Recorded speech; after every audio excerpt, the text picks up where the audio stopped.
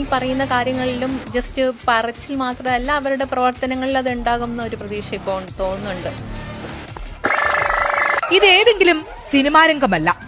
കാട്ടായിക്കോണം വാർഡിലെ ചെങ്കോട്ടുകോണം സാമിയാർ മഠത്തിന് സമീപം സൃഷ്ടി വീട്ടിൽ രമ്യയുടെ വീട്ടിൽ നിന്ന് നോക്കുമ്പോഴുള്ള കാഴ്ചകളാണ്.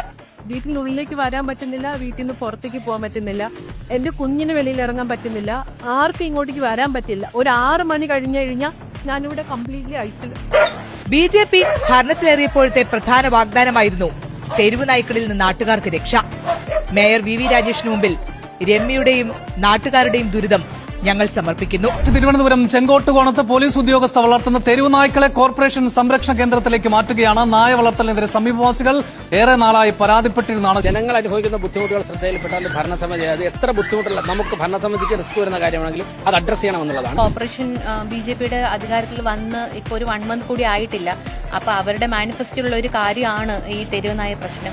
മേയറിന്റെ അറ്റൻഷനിൽ എത്തിയ ഉടൻ തന്നെ മേയറിന്റെ ഓഫീസിൽ നിന്ന് തന്നെ കോൺടാക്ട് ചെയ്യുകയും ഇതിനൊരു പരിഹാരം ഉണ്ടാവുമെന്ന് പറയുകയും ചെയ്തു. എന്നിട്ട് ഒരു 2 വീക്സ് ടൈം ആണ് ഇതിന് എടുത്തത്. അപ്പോൾ തന്നെ മാൾ ഷെൽട്ടറിനെ അന്വേഷിക്കുകയും ഒരു ഷെൽട്ടർ കണ്ടുപിടിക്കുകയും അങ്ങോട്ടേക്ക് മാറ്റുകയും ചെയ്തു. വളരെ ക്വിക്കായിട്ടുള്ള റെസ്പോൺസ് ആണ്. അതിൽ ഭയങ്കര ഒരു എന്താ പറയാ, ഐ റിയലി അപ്രീഷിയേറ്റ് ഇറ്റ്.